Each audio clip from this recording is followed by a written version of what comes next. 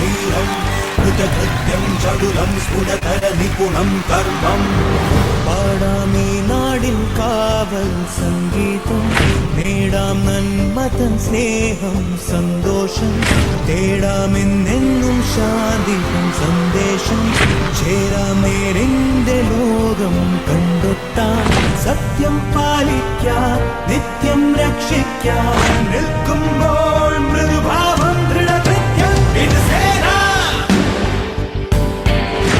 നമ്മുടെ സേന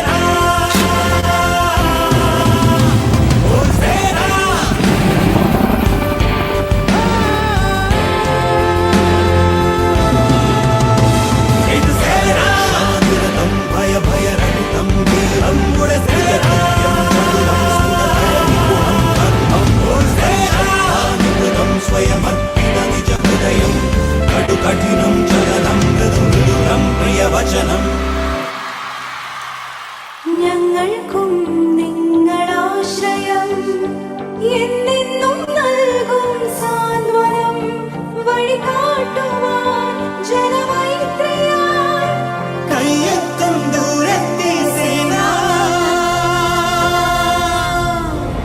എന്നെഞ്ചിൻ കാവൽ തൻ സേന ശാന്തിരതം ഭയഭയരഹിതം ധീരം കൃതകൃത്യം ചടുലം സ്ഫുടതര നിപുണം കർമ്മം അതിശക്താനിപുണം സ്വയം നിജ ഹൃദയം കഠിനം ചലനം മൃദുമൃദുരം പ്രിയവചനം ശാന്തിരതം ഭയഭയരഹിതം ധീരം കൃതകൃത്യം ചടുലം സ്ഫുടതര നിപുണം കർമ്മം നമ്മുടെ സേന.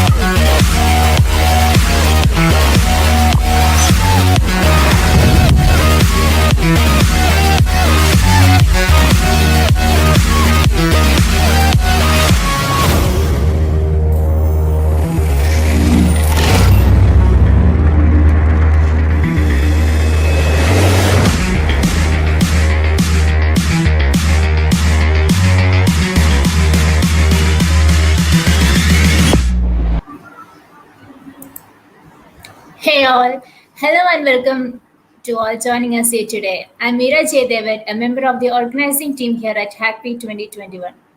We are thrilled to bring forth the 5th edition of Hackpy. This year, unlike last year's, we are not aiming for a competition to find the winners, but the focus this year is to build a single solution with the help of participants and mentors to tackle down the need of the hour, demystifying the dark web.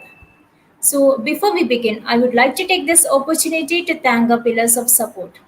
We have Beagle Security as our technology partner, Cloud4C as our cloud partner, Mashupstack as our knowledge partner, Ecoloop 360 as our sustainability partner, and Federal Bank and ICICI as our banking partners.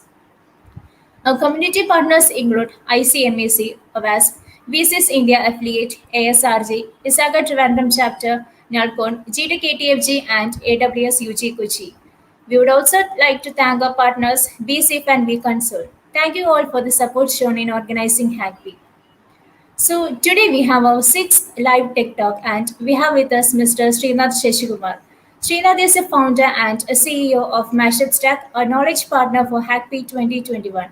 He has 15 plus years of experience in application security and Google Hacker listed in the Google Hall of Fame and Deputy Commander for the Kerala Police Cyberdome.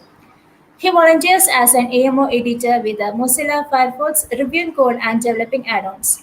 One of his add-ons was selected by Mozilla as the pick of the month for the March 2013 and listed in the best upcoming extension and featured add-ons. He was also involved in developing PenQ, the world's first of its kind security testing browser bundle to make security testing more accessible to everyone in the world. And he also gives talks on web and mobile security in webinars, blogs, forums, and conferences. In addition to this, he is an avid reader, post thinker, and a very good team player. But before I hand over to Sreenath, I would like to let the audience know that they can drop in their queries in the comment section on the Hackpiece social media handles. Sreenath will respond to your queries at the end of the session. So, with great pleasure, I invite Mr. Sreenath Sasikumar to enlighten us on the topic bug bounty hunting, hacking the giants, for the sixth session in this Tech Talk series. So, Sreenath, the stage is all yours. Okay, thank you so much. Thank you so much for the introduction which you have given me. I'll start with my slides soon. Just let me get it up and running. 1 second. Okay. Okay. A very warm welcome to all of you here. Thank you for coming and attending the talk. Today's topic is bug bounty hunting, hacking the giants. As the name suggests, you know what bug bounty is. We'll be covering a lot of stuff in bug bounty hunting, especially for the beginners who are aiming to make a start in this particular area. And we'll be going through some examples where we'll be showing you some examples of hacks which have happened to some of the giant companies of the internet, such as Google, which will follow in the rest and the coming parts of the session. So my name is Sreenath Sasikumar. I'm the CEO and founder of Mashupstack. We primarily deal with software development, software trainings in full stack development, and web security consulting. This is how Mashupstack used to be pre-corona before, and this is how it used to be, after the corona. I'm the deputy commander of Kerala Police Cyberdome. I was also honored by Google, and I was listed in the Google Hall of Fame. I've also received awards from Chief Minister Sri Pinarayi Vijayan Sir, ex-Home Minister Sri Ramesh Chinnathila Sir, and DGP Sir Sri Loknath Behera. And I'm also board member of Kerala OWASP chapter. And as Meera said, I've developed 8 Mozilla add-ons. One of them was one of the best in 2013. I was also a global Mozilla add-ons review board member and developed one of the first hacking browsers, PenQ, with my friend Raja. I'm also a reviewer of 3 technical books by Packet Publications UK. So starting this talk, why should you listen to this talk? First of all, as I told you earlier, we will be talking about bug bounty from the very basics, and we'll slowly build up with some examples, and I'll give you a method which you can follow, with which you can actually start your bug bounty hunting after the session. So if you follow through all those steps, I'm pretty sure you will be able to get into some very good companies' Hall of Fames.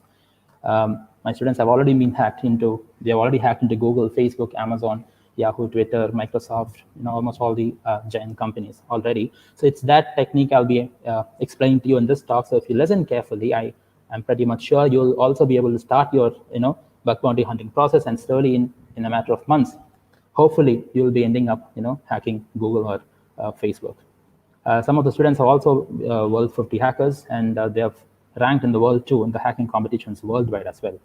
So with that being said, let's jump into the topic, understanding bug bounty hunting. What is bug bounty? This is what the Wikipedia says. A bug bounty program is a deal offered by many websites and organizations and software developers by which individuals can receive recognition and compensation for reporting bugs, especially those pertaining to security exploits and vulnerabilities. It's pretty clear from this sentence what bug bounty program exactly is. So it's a program which is offered by organizations, the largest of the largest organizations usually, but now there are lots and lots of companies which have come forward into giving such bug bounty programs. So they ask people to come and hack them, and in return, they'll be giving them recognitions as Hall of Fame. They'll be putting your names in the Hall of Fames, and they'll also pay you compensation for such bugs, depending on the priority of the bug. So if it's a very critical bug, you'll get quite a lot of money. And if it's a normal bug, again, they'll accordingly pay you, right? So that's what bug bounty program is all about. So in the last year, in 2020, there were lots of security data breaches. And these are some of the most important security data breaches which has happened in the last year, in 2020. Twitter, it was just 130 accounts, but then it was a serious hack because Twitter is such a big company, one of the largest, just like Google, Facebook, and also when such companies gets hacked, it's always a matter of concern.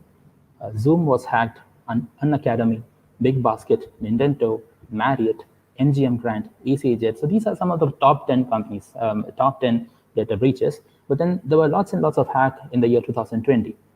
To give you a small impact of what the breaches looked like, this will give you an idea. See, Zoom, it was 5 lakh accounts. Unacademy, 22 million accounts. Big Basket, 20 million. Nintendo, 3 lakhs. Marriott, 5.2 million. NGM Grand, 10.6 million. EasyJet, 9 million. Tata at 120 million. Sina, 538 million. See, look at the amount of accounts, the user accounts which were hacked in the last year. And this is not the entire list. This is a very, very, very small list. So it's pretty clear that there are lots and lots of hacking which is happening, data breaches which is happening, and this is not good. It's not good for the company. It's not good for the people. See, most of the users, they have the very same username and password enabled for almost all their accounts. So you have your same password for your Facebook. You will have the same password put for your Gmail, your Twitter, your, I don't know, whatever sites you are logged in, you might probably have the same account. So if one of those accounts gets hacked, it's not just one account, it's almost all of his accounts will be compromised. So take a look at this. This comes to a very large number, 538 million, 120 million, 22 million, 20 million. It's a very, very, very large number. So all of these accounts are getting hacked every now and then, right? So what is the result of all this? You're losing trust. The companies, they lose trust, they lose credibility, the people become scared, ultimately resulting in loss of business. So the question is, how can we prevent this? Or how can we rather reduce this? Prevention is not easy because it might be an idealistic scenario if we say we can prevent this completely, but then you can always reduce the damage. So how can we actually reduce this? So that's the question. With this question in mind, a lot of companies came forward very, very, very long ago, and that's how they came to a solution, which is bug bounty hunting.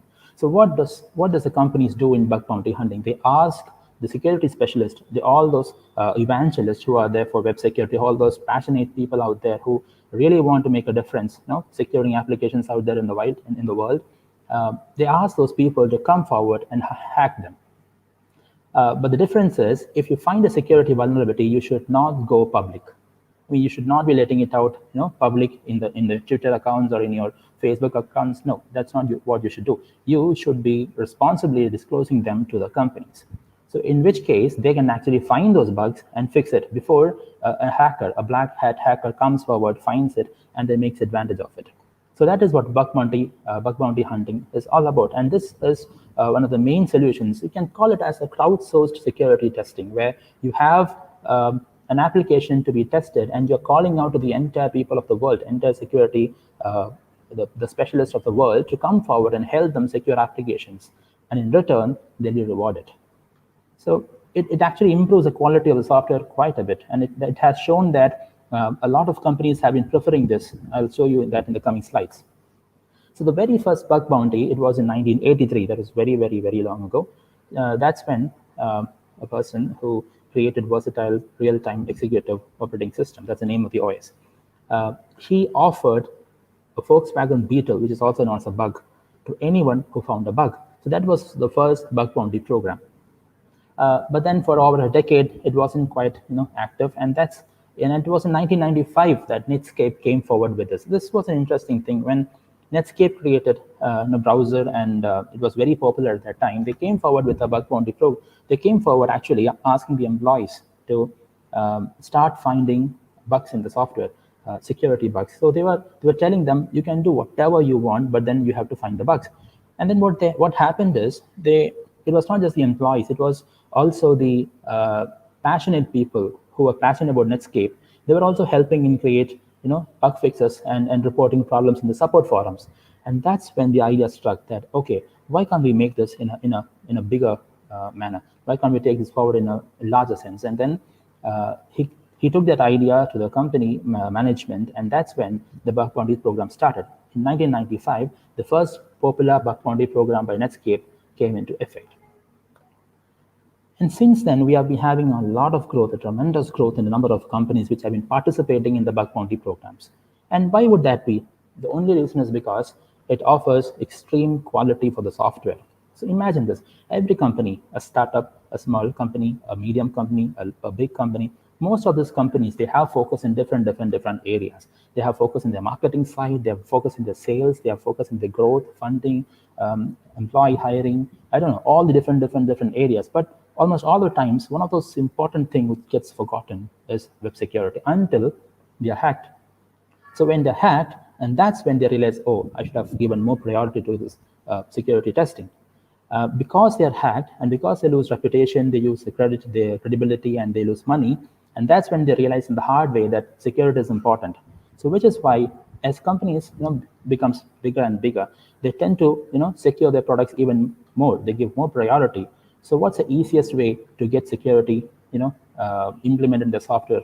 One of the best ways would be to ask the people of the world, the crowdsourced security testing model. And that's why almost a lot of companies have come forward. See the growth which is happening there from 2011 to 2018. A lot of companies, important large companies, have joined this bug bounty programs. So as of now, who is offering it? Almost all large companies, as I said, Mozilla, Facebook, Google, Yahoo, Microsoft, Apple, Reddit, Square, almost all of them. So who are these bug bounty hunters? There is no special classifications of who they are. It can be anyone. It could be you. It includes people of all over the world, people from all over the world and of all ages, all levels of expertise, people who are actually passionate about security. They love security. They are willing to, invest their time a lot for the security, and they love challenges, and they have extreme patience. Patience is very, very, very important. You find a bug, but then it might not be a bug. You would have to sit for weeks and maybe months before you get an idea to hack into something, to find a bug in an application. And these people, they really want to make an internet safe. They're not doing it just for the money's sake. They're not doing it just for the recognition. They have it in them that they really want to make a difference in the world. That's how the bug bounty hunters are, right? So this is a very interesting fact. So which countries have the most number of bug bounty hunters? India and USA. So this is from a report which I took online from BugCrowd, which include 109 countries, and India and USA are the two countries who have been reporting quite a large number of bugs in all the applications. Okay, so let's start with bug bounty hunting. What are the things you would need to learn and do in bug bounty hunting? This is a question which we'll be answering in the next couple of slides. We'll go through a method. We'll be explaining to you. I'll be explaining to you something which, if you follow and if you repeat, you can start, working out, improve your knowledge, and slowly start, creating very good, very good bugs in different applications. So the first thing you need to do is understand the web and the protocols. So you are accessing the internet. And every now and then when you access the internet, you know that there are requests being sent from your browser to the server, and then they come back. So you should learn about request and response as the very first thing. I've given an image over there which shows you the details of request and response. So this is a network tab of a normal browser, which I've shown as an image. But you'll be using different other softwares, proxies and burp suites and all for doing this. But to begin with, you should have a clear understanding of what is a request and what is a response. And then you should start understanding the other concepts of internet, such as what are cookies, how do they work, what is caching, what are servers, what are proxy servers, what are routers, firewalls, DNS, subdomains, name servers, HTTP. So this is a very small list, but then you get the idea. These things, which are really important concepts in the web, you should go through them and you should have a very clear understanding of them. Secondly, you should start learning web application programming. You should learn HTML, CSS, and JavaScript to the bare minimum. If you don't know to write, even that is okay, but then you should have you should have a knowledge to at least read and understand those applications. So you see a code, you should be able to go through the code and understand, okay, this is a logic which is happening over there. So only if you can read the logic and understand what's happening there, can you find a way to bypass them.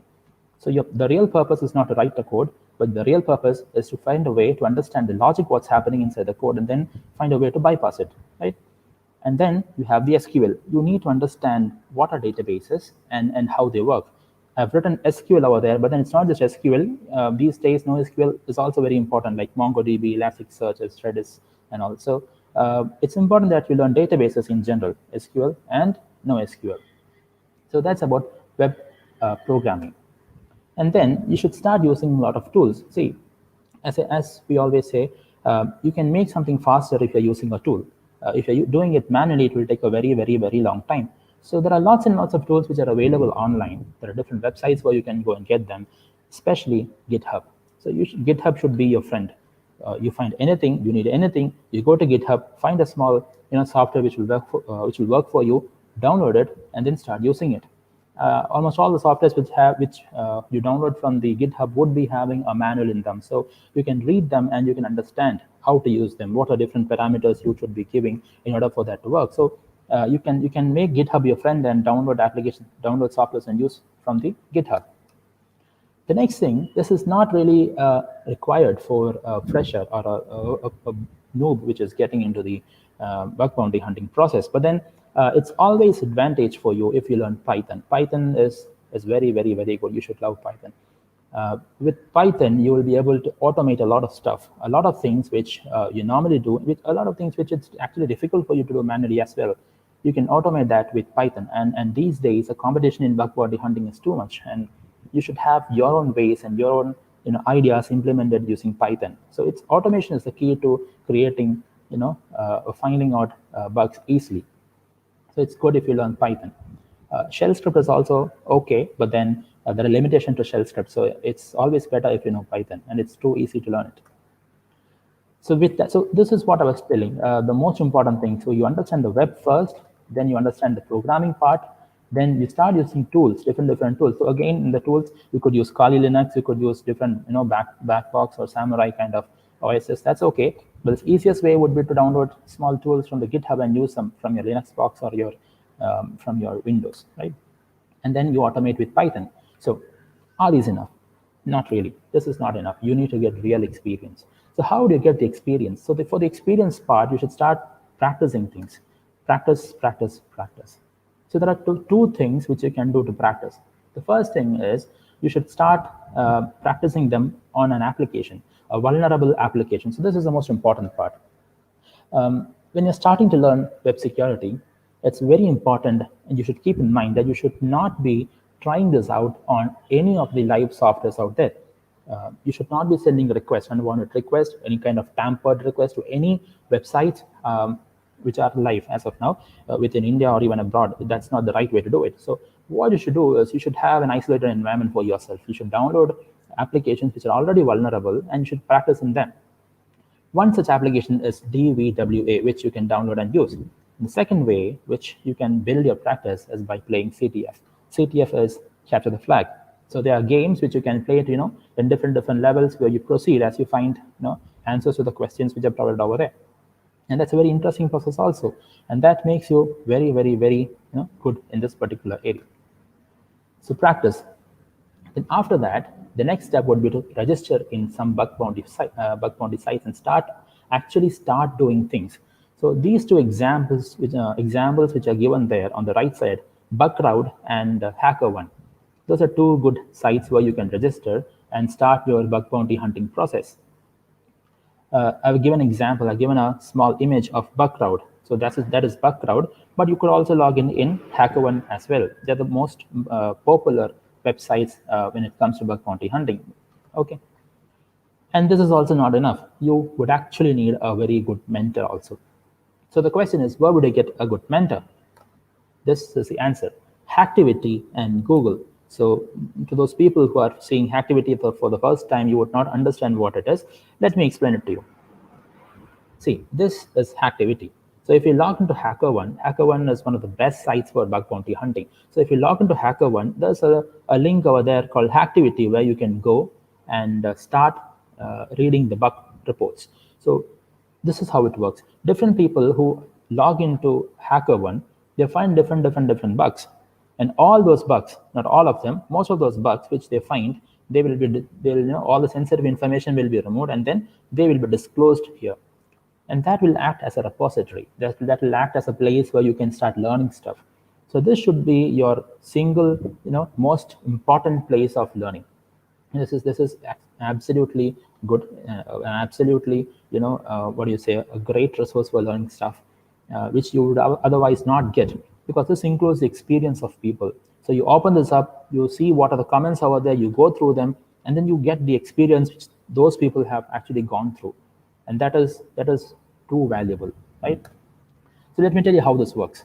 The process which you should have to do to get into bug bounty hunting. So the first thing is identify the keywords. Let me just go back. And take a look at this. There are 1, 2, 3, 4, 5, 6. There are 6 bugs listed over there, right? So go through each of those bugs. What is the first bug? Hacker1 is not properly deleting user ID. You don't find any difficult or any terms which is difficult to understand. So just leave that one. Second one, attacker can obtain write access to any federated shared public link. So there's a link where attackers can get access. That's also pretty clear. What's the next one? SQL injection. Okay, you're stuck with that. What is SQL injection? You have no clue. Okay, so you note it down. See the first word, SQL injection. You note that down. Again, you come to the next one, stored accesses in some console. What is stored accesses? You have no clue. Okay, note that down. What is stored accesses? You come back, you come down, and then you see XML RPC, you see XPSA, you see brute force, DOS, you see log towards the end of the sentence. In the next one, you see header, you see metadata. So all this are different keywords which you do not understand at all. And now you make a full list of such keywords, and next what you do is you start Googling them. So see, the first thing is XSS. Okay, the second thing here is XSS. So you take the word XSS and start Googling there, and you'll get lots and lots of content. Read them. You read them, you start making notes, and that will serve as a starting point for everyone. I know it's difficult. I know it might be confusing for most of them to start this process because it might not be clear. But this process, if you start following again and again, slowly over a period of time, you'll start building experience and security-related knowledge to a level where you can start actually finding bugs in the softwares. Okay, so you take one bug at a time and you start learning them, and then you loop and repeat. So this is the golden rule in bug bounty hunting. You go through the experience of others, you learn them one at a time, and then you continue the process to all the bugs which are listed there. So it will be covering almost all the areas, almost all the sections, and those bugs might be present in other applications also. And that's how you start finding bug bounty. That's how you start finding security vulnerabilities in those applications, right? I hope that's clear. Okay, so now you have the knowledge. Now you know what you have to do, what is the process which you need to follow. And you have the tools also, because I told you can go to GitHub, you can download the Kali Linux, or you can, other operating systems or even Chrome extensions which can help you. But that's not enough. You need one more thing, one very, very, very important thing. It's your attention. See, the ability to look out for something which is interesting. That is extremely important. So if you go through a site and you find something which is interesting, you don't just leave it. You don't just leave it there. You play with it a little more. You try to find out what's happening. You think, why did it happen? Why is it happening in that manner? It's easy to say, normally we miss out on those stuff, but it's that small thing which actually brings you the bug, the bug bounty. Those small things which actually makes a difference. The interesting conversations which you have, in your burp suite, interesting parameters which are being sent in the request, interesting behaviors of the applications, interesting response codes that you receive back from the servers, interesting sentences that you find in any logs which you get, or any particular file that you seem interesting. So all of this interesting thing. So it builds kind of anything which can raise a curiosity in your mind. Go for it. Don't think again. Just go for it. Right. So that's what you should do. So to explain this thing, let me just tell you 2 stories. It's always better with stories, which is why I thought I would share 2 stories with you. The first one, this is the first one. See, if I go back, I was explaining to you about activity, and you see the first one over there. Hacker1 is not properly deleting user ID. So let's take that one. Right? This is the one. So I have named the story the dangling email. You'll understand why when we go through the rest of the slides. You take that one, and see, this is the explanation of this. What is this? Hacker1 is not properly deleting user ID. You read it, and what do you understand? So it says there will be a user ID, and that ID is not deleted by Hacker1. Okay, there's nothing pretty interesting about this. So why did they raise this as an issue? You go down, it says it is resolved. It was disclosed on June 12, 4 days before. It's very new. Okay. It was reported on March 23rd and resolved on June 12th. So April, May, June, around 3 months it would took to disclosed this, and it is categorized under business logic errors. Okay, so far so good. There's nothing too difficult about this. And the right side, it says it's a medium priority, medium severity, and it has been disclosed. Okay, so what is the story? See, this particular person, long ago, he had signed up for an account on HackerOne. HackerOne is, as I told you, if you remember earlier, I'll go back and I'll show you. See, remember I told you about bug bounty websites where you can go and practice bug bounty. Once you have the knowledge, you go and practice your bug bounty. So one of those sites is HackerOne. So here, what he says is he had gone and created an account in HackerOne, and later he deleted it. But what happened is when you sign up in HackerOne, they had given him an email ID as an alias, an extra email ID. But because he deleted the account, he thought that email would also be deleted.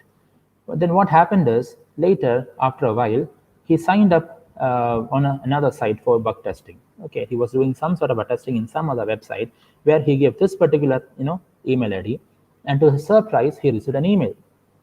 But that shouldn't happen because he had deleted the ID, and because the ID was deleted, that email should also have been deleted because it is an alias. So in normal case, what would we do? We would just like, that's okay, doesn't matter. We'll just continue and move on with our next step. But this particular interesting thing, it triggered something in his mind. He started thinking, why is it so? Why would this email not be deleted by HackerOne? And he started thinking, and then he filed a bug report, right? So this is what happened. He filed the bug report, and the HackerOne people responded back saying that that's correct. This should not have happened. That's a fault. That's a bug. And then they fixed the bug. Okay. And think about it. What did he get as a reward? Take a best guess. How much did he get? He got 1,83,300 rupees. That is around $2,500. See, if you go back, okay, let's just here. See, I've highlighted it in the red mark. 2,500 US dollars. That's a decent amount. That's a very good amount. But it's closing something so easy. So it's not about easiness. It's about his ability to think at the right time as to why did this happen.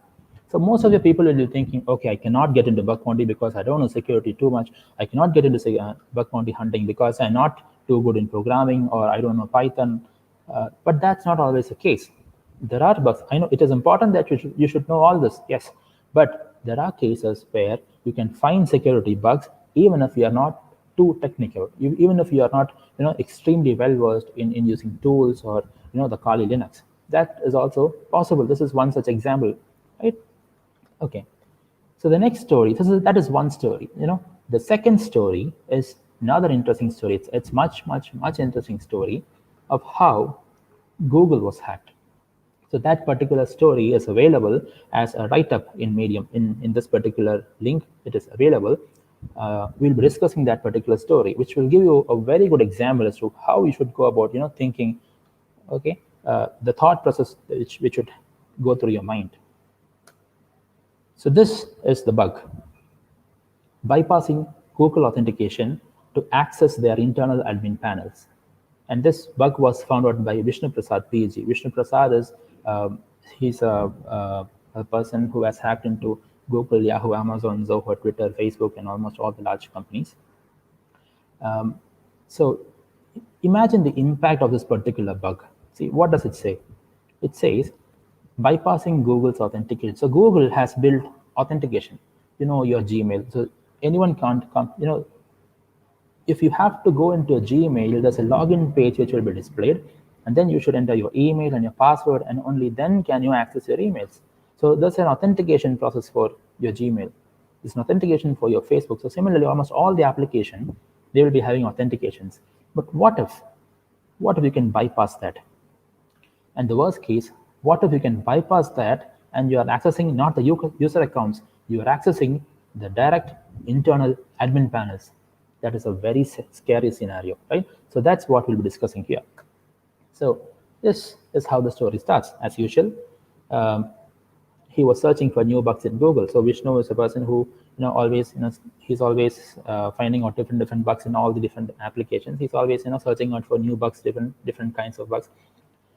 And this day was also no different. He was continuing his process of searching, and then he found some IP addresses from a particular domain. So to the people who doesn't know what IP addresses are, every web application will have an IP address. So if you say facebook.com, that will point to an IP address. If you say twitter.com, that will also point to an IP address. So similarly, it will look something like this, say 192.168.0.1. That's an example. Okay, so this is not the exact IP address of Google. This is a local IP address, but I gave this as an example so you know how an IP address would really look like. So he was searching for new bugs and he came across some IP addresses from a domain.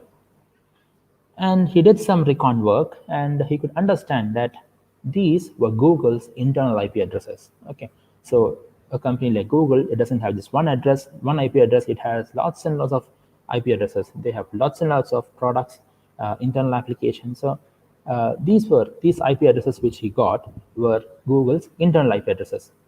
So he tried taking them through his browser. So he fired up his Firefox, he fired up his Chrome browser, he opened it up, he gave the IP address there, hit the enter key, but it was blocked. There was no option for him to get over there. It said access restricted. So that was a challenge. He started thinking, how is there a way by means of which we can remove this restriction? So to the most of the people out there, I mean, what would you normally do if you see a site saying, okay, access restricted? Before I tell that, let me warn you, you should not just go to any site and start playing with them. That's not right. That would constitute a cybercrime. You should not do it. The only reason I say here is because that if you participate in a bug bounty hunting program, officially that particular company is giving you authority. They are giving you rights to send requests which are tampered requests. In such case, you can do that. Otherwise, it is completely illegal to play on any website by sending any request or do anything which will cause them harm. Okay, you can take that as a no warning or anything. So because Google has invited people to come and hack them, this is okay. Right. So coming back, so the challenge was he has to find some method, some way by means of which he can remove the restriction. But how is it possible? He started thinking. And he started searching Google for different blogs, different websites, different forums again and again and again. But he wasn't finding any way. He got different results, but none of them were working. There were people who had actually found similar issues in the past. He checked the activity where similar issues were recorded.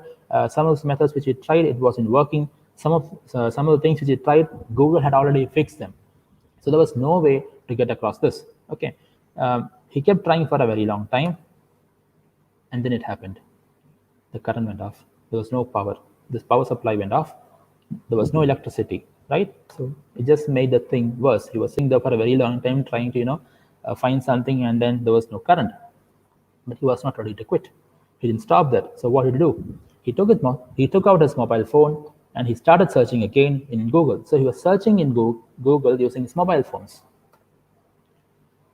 And just out of curiosity, he opened one of those IP addresses in his Chrome browser. So he had a lot of IP addresses with him. He took one of them and he opened it in his Chrome browser. And imagine what happened. It worked. There was a login page in front of him in the browser. And possibly the door to one of the largest companies on the planet. The door to the inside details. So think about it. He took his mobile phone, he typed the IP, pressed enter, and then there was a login page, which means the restriction was removed. There was no restriction. And he was very happy. Very, very, very happy. But then there was a new problem. Because, see, I told there was a login page. So he gave the IP, he got a login page, but still he's not inside the application. He only got access till the login page. Okay, so that's one good thing, because the earlier security restrictions which I told you, see this? Okay, so the earlier restrictions which I told you, that was removed, but now because he was presented with a login page, there was a username and there was a password. Now he had to find a way to guess the username and password. So he started trying out different combinations and he was thinking, what would it be? But it is Google. So normally it's not easy for you to find out such passwords. Normally they would put very secure passwords. That's what we would think. But again, just out of curiosity, without entering any username and password, he just clicked the login button. Okay, the null scenario where you don't enter a username, you don't enter a password, and you click the login button, and you wouldn't believe what happened. He got access to a Google products admin panel. That's it. So he was sitting in front of an admin panel with different buttons and options, and think about it, you wouldn't even believe it happened. Right? He was extremely happy, and then his phone battery went off. Right? That's it. So he stopped there, but he was extremely happy, very happy. And then a few moments later, the electricity came back. So again, he opened his laptop, he took out his Chrome browser, and then he took this IP address, he clicked on it to go to that particular IP address, and then hit the enter key. And guess what happened? That is the twist in the story. The page was still blocked.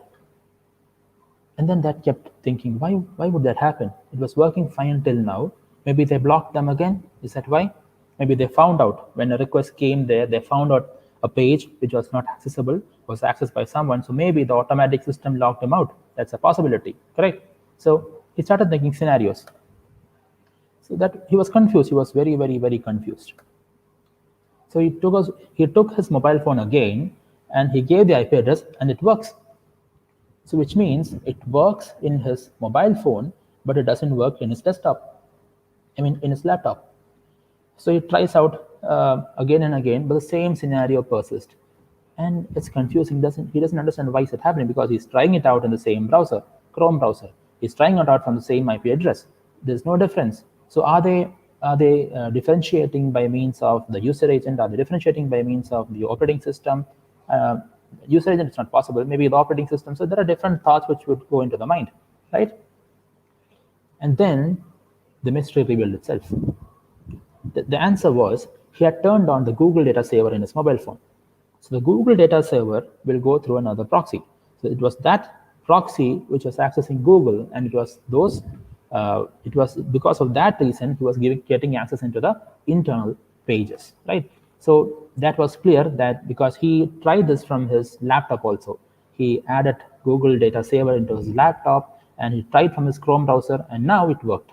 So now he was able to access the Google's internal admin panel from his laptop and also from his mobile phone. Just think about it. Scary situation, right? Anyone in the world can actually now access Google's admin panel from anywhere in the world.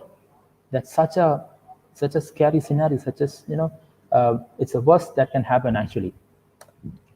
So what did he do? He submitted the bug to the Google, and they replied back saying it's a very good catch, very good spot, and they replied back with an email. And so he responsibly disclosed this. So this is the best advantage of having bug bounty programs. See, if this was not found out, what would happen? Black hat the hackers who normally create destruction, they would come and hack Google with this particular bug. So that's not good for the company. But because he was able to find this and he was able to report this in a responsible manner, Google was able to fix this issue, right? So he was very excited. Now the Google, one of the largest companies, one of the best tech companies in the world, was now replying to him personally. This is an actual screenshot which he took when this thing happened, when the hack happened. So this is the admin panel of a Google's. It is some satellite receiver or something, not pretty exactly clear, but based on what the details are shown there, that should be a satellite receiver or something. And this is another admin panel which he accessed. It was a YouTube TV's admin panel. So it was not just one admin panel. He was getting access to different admin panels. And with the same technique, he got access to broadcasting panels, internal PCSA configurations, satellite receivers, and different things, and many more, right? The same technique. So the problem was existing in different parts, and he reported all of them. And in return, what did Google do?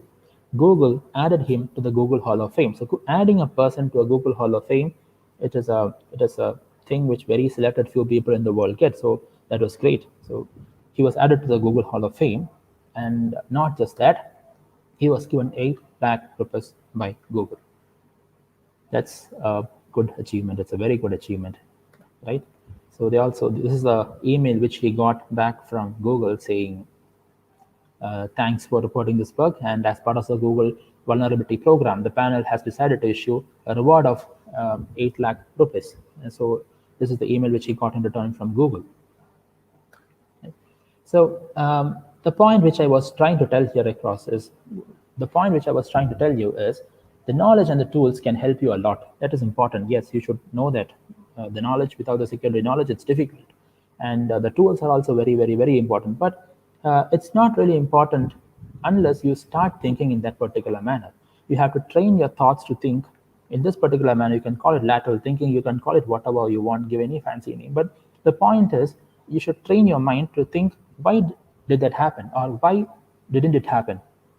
So what matters is your thought, the way you think. It is a very important part of your entire bug bounty hunting process, right? So this is the apt thing which which would fit this particular situation. There's no secret ingredient. It's just you. You have to believe you are special. You should train yourself in such a way that you start thinking, all these interesting things comes across, and then it triggers your mind, and you start thinking, why did it happen? You go behind it, and you should have extreme patience, and then you will start getting bug bounties, right? So remember, it's a long journey. It's a very, very, very long journey. But as you always hear, the journey of 1,000 miles begins with a single step. Okay. So I hope I was able to explain a little bit to you about bug bounty hunting and the different process that you should go through for bug bounty hunting and get into the largest and largest of the companies. I hope I was able to inspire you also, and I wish you all the luck. So all the best for your bug bounty hunting process, and may you get into a Google Hall of Fame in the near future in the coming months. Okay. Thank you so much. If you have any questions, please get back to me in this particular number. You can also write your comments below, and I will be happy to answer them for you. Thank you so much. Hi, so now we are open to the Q&A. Please put in your queries. So Sreenath will be responding to it.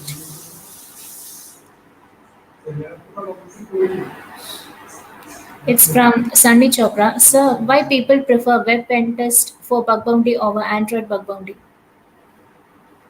Where is it? I can't see the questions anyway. Why people? Okay, Sunny Chopra. Yeah. Why people prefer web pen test over a bug bounty over Android bug bounty?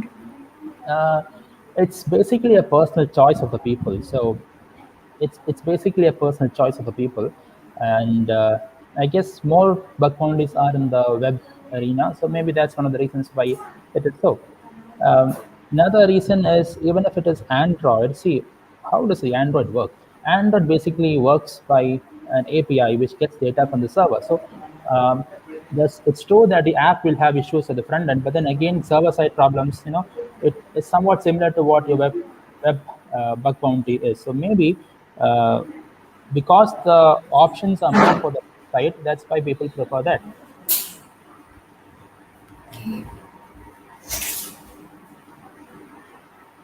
It's just from the questions. Okay, Pooja. Okay, right. Are there okay, continue. No, please, Meera, continue. Yeah, okay. Are there initiatives to remove data or information that is being circulated on the dark web? That's not a question pertaining to bug bounty hunting, but dark web, it's not an easy process to remove data from the dark web, because, as you know, dark web is kind of a place where it's two-way anonymous. See, the normal web is where you know who you're sending requests to. The server knows who's talking to you. The next step would be using a Tor, where one of those persons is being anonymous. But when you go darknet, it's a two-way anonymous platform where you don't know who the server is. The server doesn't know who is coming to the server. So it's kind of difficult to remove things from the dark web. So I don't know if it's really possible. Maybe there are situations when it can be done, but you cannot take it as a generalized solution. It's difficult.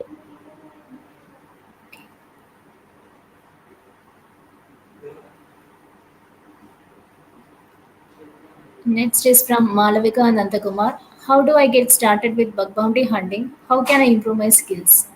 Okay, that was the purpose of this talk. Anyways, the the things which you can do to start with bug bounty hunting, as I told you, see, as I told you earlier in my presentation, the first thing you should do is to have an understanding about the web. You should learn how the web works, what is the request, what are the different concepts in the web. As I told you, caching, cookies, local storages, name servers, records, DNS, etc., etc. Then you learn a little bit about the web programming part, where you learn, HTML, CSS, and JS part. Uh, Actually, that is not enough. But the reason why I say that is because at least you should be able to understand the data which comes to you from the server and is shown in the browser part. And once that is done, in fact, you can go through the OWASP 2000. I forgot to add that also.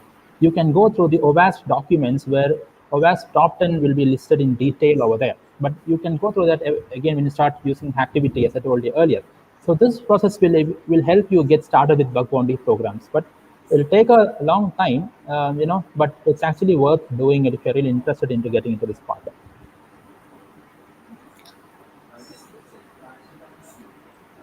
Okay, I hope I answered it. Yep.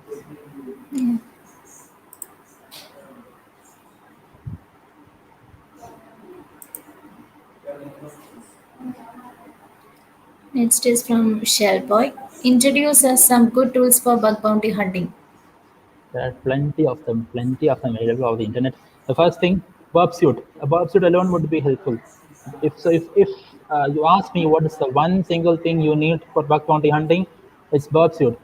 See, what happens is most of the issues which happen are either SQL injections, SSS, IDOR kind of problems, privilege escalations, or um, such kind of stuff. And you need some scanning also done and some basic fuzzing also. A lot of these things can be done using Burp Suite itself.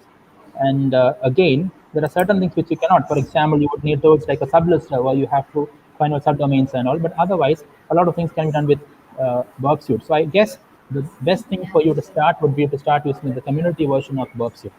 You would love it. Okay.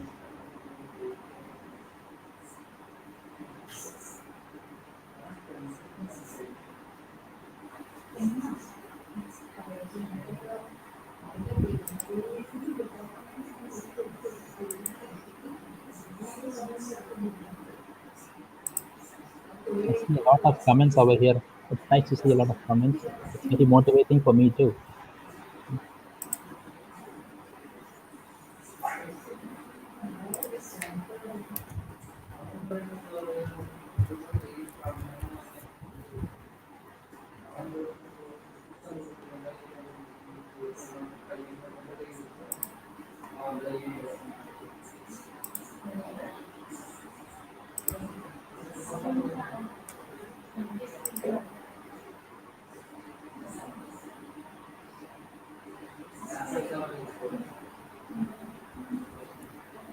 Next is from Rayon J. Kumar.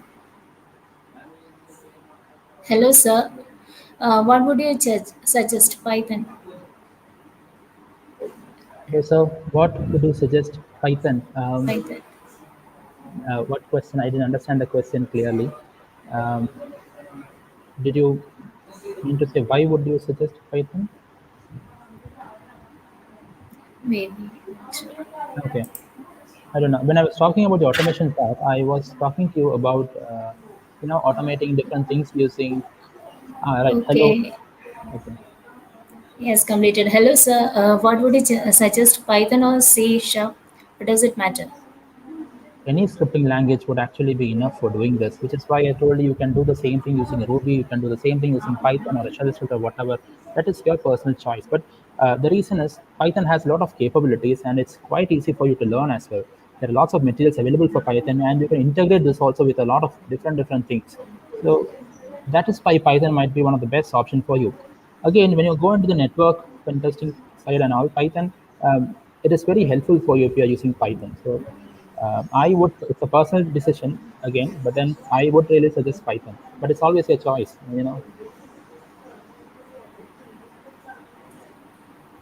And next is from Sudesh Nair. How realistic is it for someone in their mid 30s to switch career into BC security or bug bounty area and actually find a job? Okay, can you show the question again, please, once more? It's a long question. Yeah.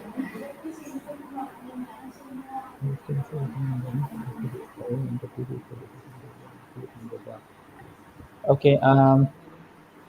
Actually, to find a job in web security, there are two different ways which you can actually approach. One way would be to actually, get a CEH or an OSCP kind of certification done, and you can go from that. That's one way you can go about. Second way would be to, start building your reputation in this bug bounty programs, which a lot of people do, and that way also you can find a job.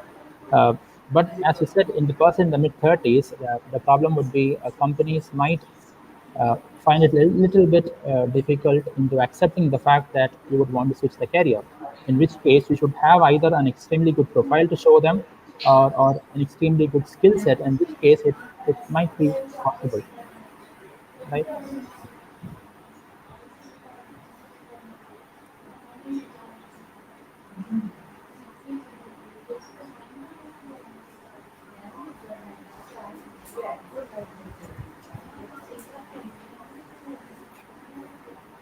Next is from Sherboy. What jobs can we apply for after completing CPT? Um, you can start applying for the security, VAPT kind of jobs which take people. So penetration testing, any job which takes penetration testing people, you can apply for that, right?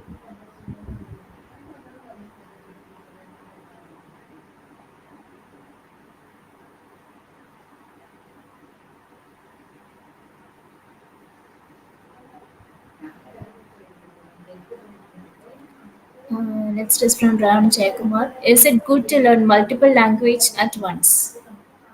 Okay.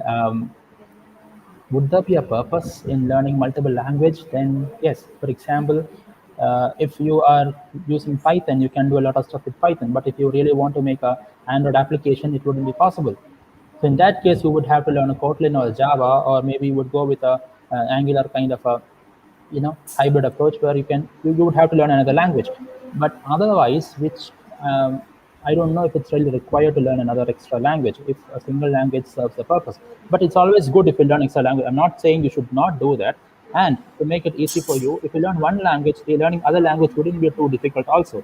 Python, Ruby, Perl, they're all PHP, they're all kind of similar languages. But then C Sharp, Java, they're all another kind of language where type is given more important. They're strongly typed language. So if you learn one, learning another wouldn't be too difficult, right?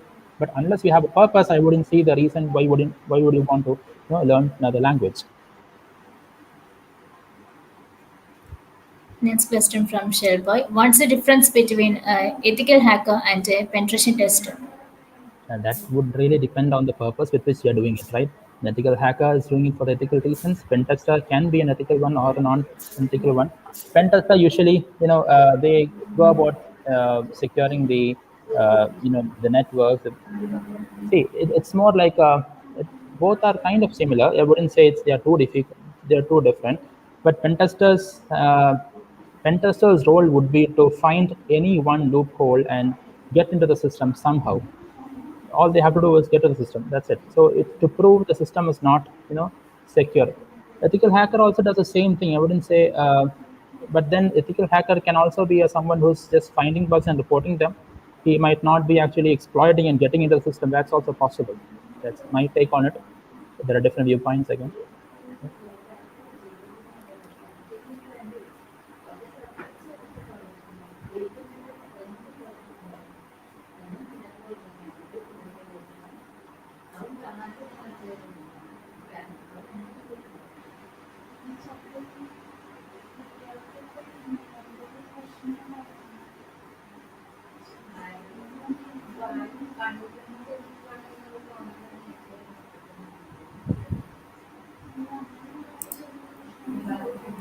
Okay, I think there are no more questions, so we can wind up.